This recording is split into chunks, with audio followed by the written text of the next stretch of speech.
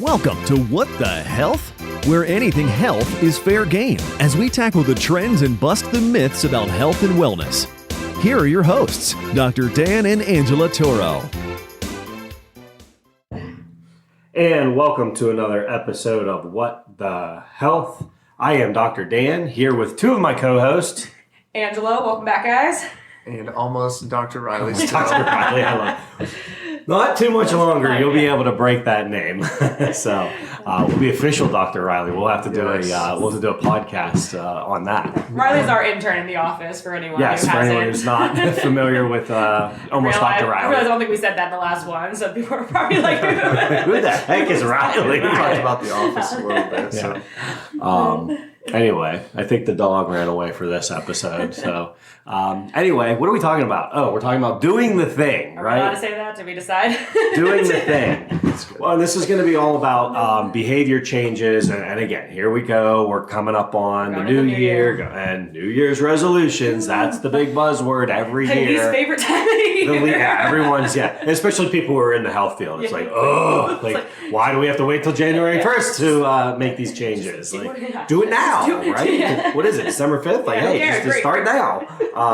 But yeah, it's rather than being focused on the big result, big end game. And this is, honestly, this podcast is for myself because I am such a futuristic person. If you've never done the Gallup poll does a whole thing called Strength Finders. And my wife Erin and I did it a few years back. And one of my top 5 traits, there's like 34 traits or strengths that an individual can rank 1 through 34.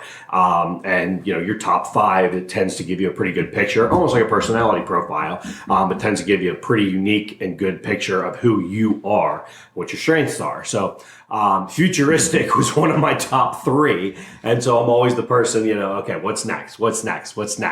But my problem is, in terms of like the strategic and day-to-day planning, I get lost because I'm always like, all right, well, I'm going to write this down, get really excited about the big goal, business, we'll set goals at the beginning of the quarter, beginning of the year. And it's like, all right, this is what we want to achieve. But then we lose, we lose the the vision, we lose the forest and the trees because, I don't navigate the day-to-day very well. It's not a strength of mine. So this is for all you who are programmed like me and, hey, I want to set that big goal of, hey, I want to drop 30 pounds. I want to, bench press, 400, or I want to squat 400. I want to, do something really big in my health. I want to run a marathon. I want to do a trail run for 30 miles, whatever the case might be. You set a big resolution or something that you want to accomplish, and we forget about the day to day. So this is about navigating the trees in the forest and just doing that thing that's going to create the end result. So what are those things that we need to be doing? What are the things? Yeah, what are those? What is the thing, right? So, it really comes down to what your goal is. Yeah. So that's I think that's important too. Is that we're not saying don't have goals because that's you ultimately. we have a whole podcast I think from last year on SMART goals which are absolutely essential because again. You could also be the opposite. You get lost in the day-to-day and lose sight of the big picture. So you have to have the destination, right? You've got the navigation system. You get into your car and it's like you're going to this new location. You got to type in the destination to know for the directions to be programmed back to you. But there's multiple ways sometimes to get there. That's exactly what I was going to say. So So ultimately, you do need to know what are you looking for? Is it to increase strength? Is it to lose weight? Is it to increase energy, stamina, whatever. You want to change blood numbers, your blood numbers maybe came back. Get off medications. So it's, what ultimately is the goal? And then, what are the day-to-days? There's somebody we've been working with that she's trying to get off cholesterol medication and blood pressure medication and has been, and that's exactly what we've been working on is, okay, what do we, what are the things that I need to do? Because I want to go back to my doctor and say, I'm doing X, Y, and Z. So, we're working on, she's been doing really well with the diet. We're working on the exercise. And it's just like making those steps. And that's going to look different. Someone trying to get off medication those day-to-day steps are going to look a lot different than somebody training for a marathon or training for a, powerlifting competition. So it is important to know where you want to go. But then, yes, the day-to-day, I'd say, but off the bat for everyone, you got to look at the big things: diet, exercise, and sleep habits, I would say, are the big ones for everybody, because that's right off the bat. If you're not addressing those 3 areas, if you're... We could call it the 3 M's. Movement, mouth, and mental state. mental state, which comes from your sleep. Yeah, sleep. Melatonin. Yeah, sleep. Well, because sleep, and you can put sleep and even like stress in there, because those two tend to go hand in hand so much. When we're stressed, we feel tired, but we can't sleep. And I've been hearing a lot of people this past week saying, like, I've just not been sleeping well. I've been up in the middle of the night, wide awake, or like can't fall asleep. So, whether it's, the change in weather or the holiday, I don't know what it is, something. Planet, someone's Mercury's in retrograde, I don't know. But something, but it is, you'll notice that it does kind of go, there will be these sort of energy shifts, but but ultimately I'd say, sleep is what I tell people ultimately you kind of need to start with, because a lot of the times, with, especially if weight loss is your goal or managing numbers, if your sleep's out of whack, I don't care what your diet looks like, I don't care what your exercise routine looks like, your body's not going to respond the way that you want it to respond. That we've talked about, again, we've done whole podcasts on sleep and recovery and the importance of that. And, I stand by that, because that's just, we forget about it. I think in this fast-paced 24/7 world we live in, we want to get we want to, cram in every possible fear of thing. missing out, right? Yeah. Well, and again, then you start down the rabbit hole of like, hey, you're just doing some, reasonable reading or research, or, watching hopefully an educational video. And, before you know it, it's like 2 or 3 hours have gone by, and it's like, what? I wanted to go to bed 2 hours ago. What just happened? And again, I'm guilty of this. And that's why we, do these shows, to say, hey, even as health professionals, we fall into the same, I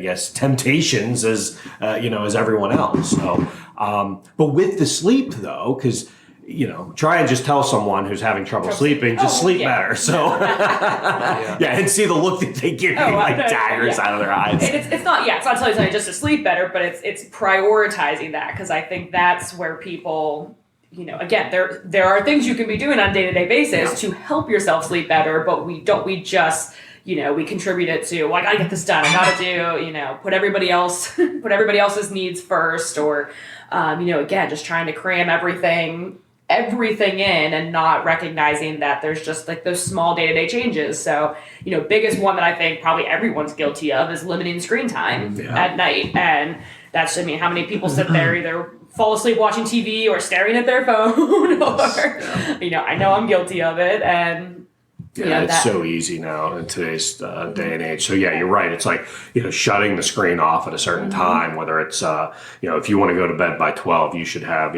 screens off an hour before, especially if you have trouble sleeping. Like, people always make fun of, my wife always makes fun of me. Like, you can fall asleep anywhere. I fall asleep, So again, if you don't have, that trouble sleeping, again, it's still good to get get the light, the blue light out of your, your brain cycle. But still, for those who have trouble sleeping, like that blue light, getting it off, and not just, towards the end of the night, but throughout the day, wearing blue light glasses, that's made a big difference for me at the office.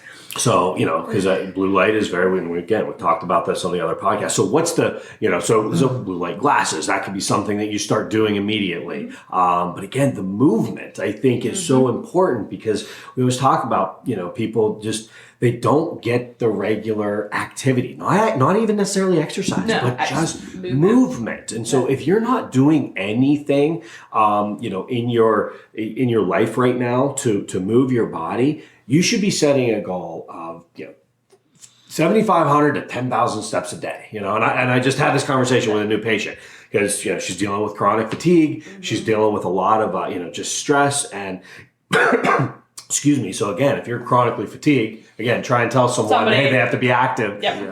But, regardless of how tired you are, you can put, an asterisk, like, can you get out and just move your body? Yeah. And even if it's standing in front of your screen, can you get up and just, walk in place and just move your body? So you're getting 7,500 steps, and she even had a watch. And I'm like, you track your steps? She's like, yes, it'd be embarrassing how many steps, I don't get. It's like, okay, well, guess what? We're starting tomorrow and you're getting 7,500 steps. And so you just moving that body is something that you can take an actionable goal. And all it takes is put on the shoes and walk out the door and just walk until you hit those steps. Again, you don't even have to do them all in one sitting. No, it's actually better to spread it throughout the day. There's actually been a lot of research that shows, people that get out and walk like 10-minute walks multiple times a day, as opposed to going out and getting all of your exercise at once.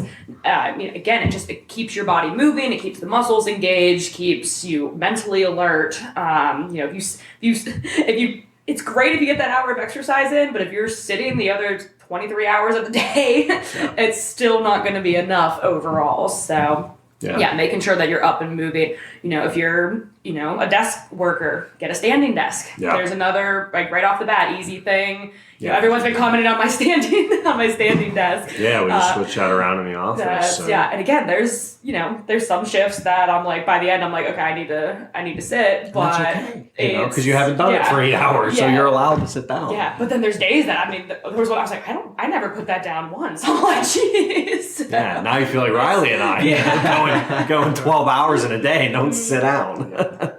But yeah, there's like little things like that. It's amazing how much that adds. You don't think about it, but if you're standing, you're more likely to kind of move around, get some, if it's like, oh, okay, I need to stretch, I need to fidget, I need to engage my core, versus when you're sitting and everything can just kind of go into off mode. Yeah, because how much of that, because even if you're in a meeting, if you're on a phone, you can be standing and moving around. Oh yeah, when I take my calls, I'm always out walking around. Yeah, take a walk and be on a phone call. If you need to be typing, you can stand up and type at a standing desk. Like it's not difficult, but it's things that you have to make a conscious decision to do on a day-to-day basis. And that's, again, the whole, purpose of this was about do the thing, what's the thing that you can start doing. And then, so the other thing is, talking about, wanting to get rapid results, right? You're going to see so many of that. She's already rolling her eyes. It's like, because you're going to see all the programs. All the weight loss. Lose 30 pounds and lose 30 pounds in 30 days or less than that. It's like, and again, that's great, but, anyone can do anything for 30 days. But it's like, can you then make it a lifestyle change? Yeah. And, again, as much as they say, it takes 21 to 30 days to make a habit. No, probably closer to 90 days I would say, to 3 months. Truly, get it etched in as a long-term habit. Because, a habit, we talk about the difference between something where you're, habit something you don't think about. So you mentioned, I know, another podcast, brush your teeth. Yeah. It's like, do you get up in the morning and go, oh my God, I have to brush my teeth again? It's like, I hope not. My kids. Yeah, I was going to say, beyond the age of maybe 12, hopefully you're not rolling your eyes at that. Like, you just don't even think twice. In fact, I'm sure you've had those mornings where you rush out the door and forget, and then all day you're like, oh my God, like what? I can't. At night, crash, really hard. And it's like, feel oh shoot. so off, and you feel, Yes. So that's a habit. That's a healthy habit where your body expects that and recognizes that, and if you miss it, you feel completely off. And that's how it should be if you're, eating a healthy diet, exercising regularly, moving regularly. If you miss those things, your body will be like, what are you doing? That's when you know it's a habit, because you're not feeling like, oh my gosh, I have to do this. I told you, my goal's been 6 a.m. Monday, Wednesdays before our long days at the office, 6 a.m. be at the gym. And the first couple weeks, it was definitely, and then, yesterday was a Monday and I was amazed. That alarm went off. I'm like, I was up out the door. Consistency is going to get you there. I remember. Because I know how good I'm going to feel day. Those days in the morning, it's tough. Because we had class at 7 a.m., so I'd get up 5 o'clock, go to the gym. That's your only chance. Shower, get to class. But I was ready to go. 7 a.m. I was probably the most alive person in that class. Yep. I will say though, by 7 p.m. I was very tired. Absolutely. I'm like, okay, I'm all done. Absolutely. Ready to wind down. And so that's the thing. And you don't have to be, you don't have to force yourself to be a morning person. It's funny, over the years, it's like I've really gravitated towards, I can be a night owl. I can be, a morning person. And it's like there are days that, some days I'm like up and I'm reading and I'm like, it'll be, midnight, 1 o'clock. And I'm just like, I'm still going and my mind just won't shut down. Yeah. But then, then I'll sleep really good the next night. But then it's like, a couple days later, it's like I'll be up at like 4 or 5 a.m. And it's like my body's just ready to go because I got a really good night's sleep. I went to bed early and it's like I wake up. And so it's like, again, we always talk about listening to your body. Like, you can go in cycles like that. There's been days when I can't fall asleep. It doesn't happen often, but like if I can't fall asleep and it's 1 o'clock in the morning, I'll go take a walk. Now, obviously, if you maybe don't I live in a very safe neighborhood. Yeah, I was gonna say, if you don't feel comfortable or don't feel like you're in a safe space, but maybe you have access to a gym in an apartment complex or something, that you can get lots to. of 24-hour. Get up and move your body, so that you can, start to wind down. If you physically exhaust yourself, your body will sleep. Mm-hmm. And a lot of times we're just, we're so mentally stimulated, but physically unstimulated, and that's a very bad combination long term. So what's the thing, right? Do the thing, and just moving the body. That 7,500 to 10,000 steps a day is a great step of just like, hey, I'm going to do this, and you can do that with kids. You can do that with a spouse. You can do that with a friend, a neighbor. Like you can do that with a dog. It's like, and again, the dog's going to thank you for it because they're getting healthier. So it's like you can do that and hold yourself and someone else accountable, and they can hold you accountable to just move your body. So that kind of goes with the activity. One of the easiest things that you can probably start doing on a day-to-day basis if you haven't made any resolutions, and just doing the thing, because then that can be stacked on top of so many other healthy habits. Because again, if your goal is something fitness focused, then you're adding the actual exercise training on top of that. In addition to those 7,500 to 10,000 steps, correct. Then you're getting your exercise on top of that, which will give you a couple thousand extras. So that's the idea, is it's establishing that base. It all can work in unison, like going back to the sleep and stuff. You're like, okay, how am I going to get better sleep? Then you go to the phone. You're like, okay, I need less phone time at night. Well, you're not going to sit there and do nothing rather than be on that phone. So, maybe you do get up and you walk the stairs a couple times, or you go out and walk. So these all are going to work in unison to kind of help get you towards that end goal that you should have, but you got to know how to get there. So I think making sure that you have multiple pathways, like you said, there's multiple pathways to get to your final destination. And they all might, you might not get all of those destinations all the paths on the first go, but one will definitely lead to the other. Yeah, and that's it's stacking those those routines on top of one another. So, and that's where, again, going back to the habit and the resolutions, like if you have not been exercising or not been eating healthy, like don't think January 1 you're just gonna flip a switch and you're just gonna change your entire routine overnight. Not gonna happen. So that's where, again, we discuss, pick one, maybe 2 or 3 things that are simple that you can do consistently for 30 to 90 days. And then once you get those ingrained, then you can start jumping to the next one, because you're going to start doing little things. Maybe you don't make it a goal in the first 30 to 90 days that you're going to get to the gym. But if you set that goal of moving 10,000 steps a day, I guarantee you're going to, probably, find an exercise class that you jump in on at the gym, or, you are going to, start being more active with your kids, or, just because you're doing that simple habit that you can do on a daily basis. But then it's like, once you start getting those ingrained, then you can start adding more things. And that's where you're going to, help get to the next destination. And making sure that it's sustainable, these 30 pounds in 30 days, like that's not healthy. I think it's 2.2 pounds a week or something like that. That's healthy loss. Most, it's like 0.8 pounds of... I'd say 1 to 1.5 a week is probably most sustainable. Again, up to 2 is fine, and you'll probably lose that. The more you have to lose, the more you'll tend to lose starting out. But I'd say when people are like, oh yeah, I'm only losing about a pound a week, I'm like, great. I was like, is it staying off? Or like, yeah. I'm like, then that's over 50 weeks and 52 weeks in a year. That's a nice change. Exactly. It's sustainable too, It's like, yeah, it might not feel as good as stepping on there and 5 pounds are magically gone, but you're earning that, and it's your body naturally, especially with weight, especially with women.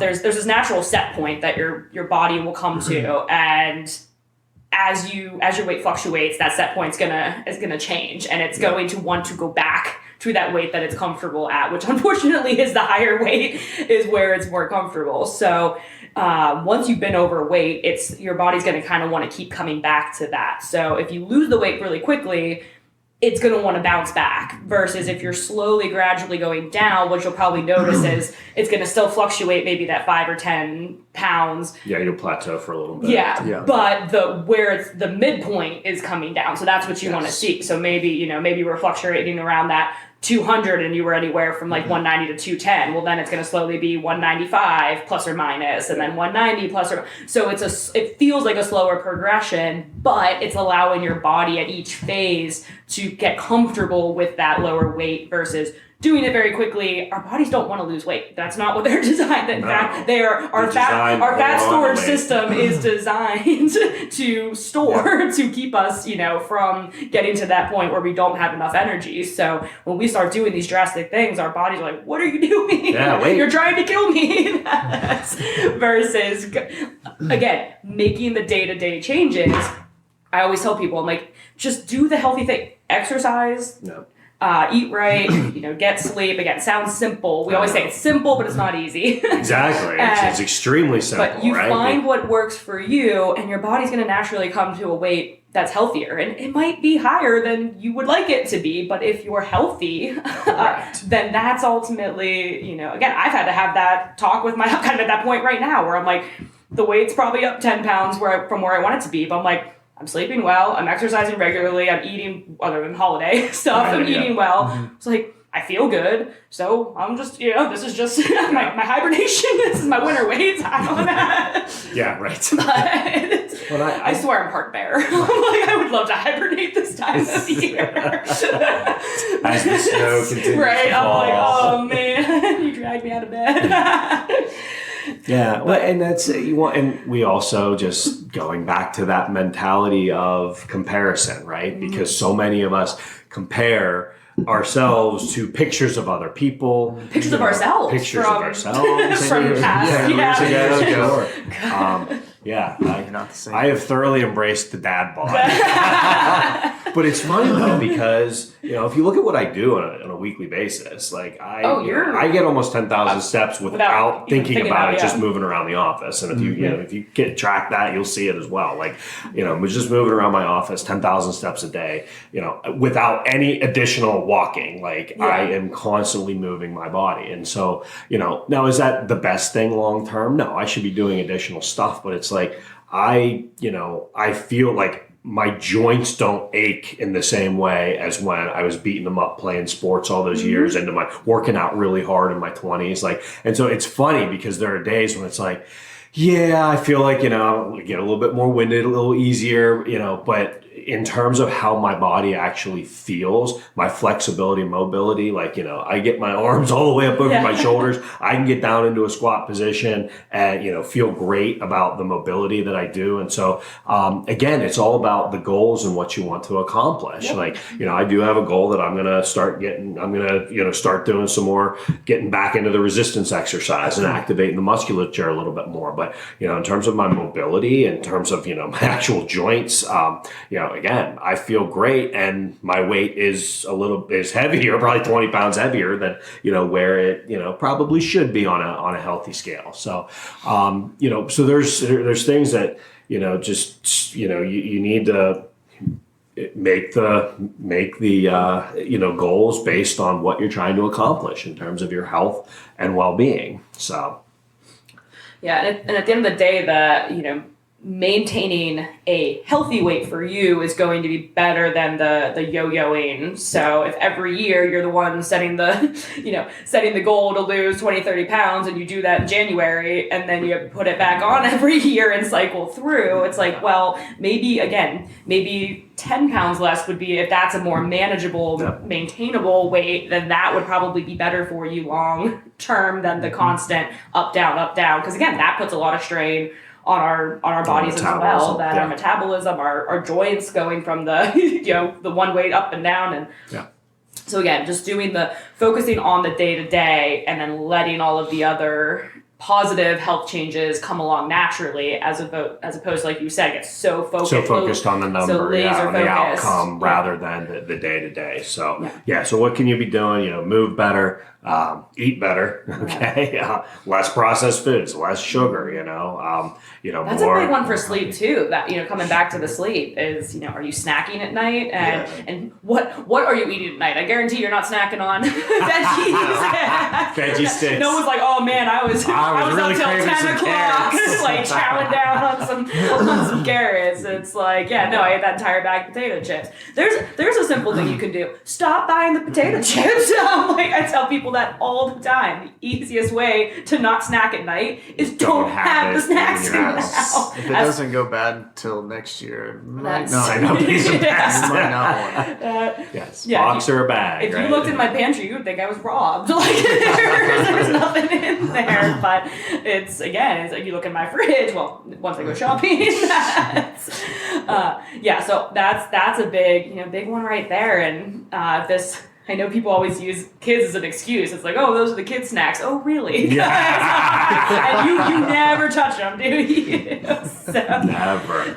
And also, then again, what habits are you teaching your children? What are you setting them up for? We talk about that all the time. We grew up in the processed food world without realizing. It was the health. It was always the fat-free, the fat-free, blah blah blah. But it was all processed stuff, because that's what was. So what did that set us up for, and what are you setting your kids up for? So those healthy habits start from day one. So do yourself a favor, set the goal, set the destination, but don't be laser focused on that. Be laser focused on what is the 1, 2, or 3 things that you can start doing today. Today. Yeah, December 5th is today. Whenever this comes out, we're doing this December 5th. But what's the 1, 2, or 3 things that you can do today, moving forward, that is going to start leading you towards your goal, but what's the actionable item? Because you can't snap your fingers and drop 30 pounds, but you can go take a walk. You can, have a salad for lunch. Yes, you can skip the sugary latte breakfast sugar. Yeah. So those are the things you can start doing today. So just do the thing that is going to get you moving, get your, get the momentum moving in the right direction. And then again, rinse and repeat it tomorrow and the next day. And as you start to get that momentum, then it becomes easier and easier. And just like you said, before you know it, your body is going to become addicted to the healthy lifestyle, to feeling good, just all the time. You don't know how bad you feel currently until you start feeling good. Exactly. And then it's like, wow. And then it was like, why did I wait this long to start doing that? We hear that all the time. People start carrying the office and it's like, a couple weeks go by and it's like, I can't believe how amazing I feel. I should have done this 10, 20 years ago. And it's like, and that might be something that you add to your routine. If you don't see a chiropractor on a regular basis, getting an adjustment, getting a massage, doing an ice bath, doing a cold shower, doing a sauna, like add something to your routine that you can do on a weekly or daily basis that you are going to just do it. And it's easy, sitting in a sauna, sitting in an ice bath, sitting in a hot tub, like those are all, it's like those are all things that all you have to do is show up and do it. And if you are a current patient, remember that, this is something that I can work with you with. If you have no idea where to start, we can figure out what should be those. Because again, it can feel overwhelming if you're like, well, I don't know, I need to change everything. It can feel very overwhelming. So we can sit down and really go, what are the 1, 2, or 3 things that you should be focusing on, and really set up. Again, we talk about in a past podcast, accountability is so important. So if you don't feel like you have that accountability at home, that makes it a lot harder, but we can help. We can be that accountability for you. So we can meet on a regular basis in person or over the phone. I can set you up I have a 30-day email, like motivational email that goes every day. You just kind of get that email reminder of like, you got this, you can do this. And that's sometimes just what you need to get over that initial hump of, I don't even know where to begin. And it's the stall. Right, it's the funny. I don't know. I'm going to bring this up because I have a new smoker sitting out on the porch right behind me, and there's when you're smoking brisket. This is something that I learned from over there. I know right now I really am. I'm going to want brisket after this, but there's a period called the stall, and it's when the meat comes to temperature, but it has to be at that temperature for an additional like 2 or 3 hours to basically cook and break all the fats down so that they become super soft, super juicy, and what makes the brisket a brisket. And you basically have to bring it to temperature, and then you stay there. And it's like so many of us, it's like we come to temperature, or we come up to the wall, the stall, and it's like, well, I feel good enough, I'm comfortable, but we don't want to work through or push through that, that temperature, that stall. And so, in terms of the momentum, you've just, what are you going to do today? What action are you going to do today to break through that stall? Yeah. Well, there you go. Didn't know we have a cooking podcast now too. That chef Dr. Dan. Chef Dr. Dan. Just add it to my, well, hey. I've done pretty good. I'm like 3 for 3 4 for 4 on the smoker this year. Oh yeah, 100%. So, getting ready to smoke that turkey for Christmas. Cannot wait. All right. So anyway, if any of this resonated with you, if you need help breaking through your momentum stall, if you want to set some resolutions, or just make a little bit of make a change because you're just trying to get healthy and stay healthy, and you need help as an individual, as a couple, as a family, reach out to us. Let us know how we can help. Let's just have a conversation, and you'd be amazed at what that conversation can lead to for your next step, for your next phase of life. So with that being said, I'm Dr. Dan. Here with Angela. I'm Riley. And we will see you at the next What the Health podcast. Take care. You've been listening to What the Health with Dr. Dan and Angela Toro, brought to you by Toro Family Chiropractic. To learn more about the resources mentioned on today's show or listen to past episodes, visit www.whatthehealth.world.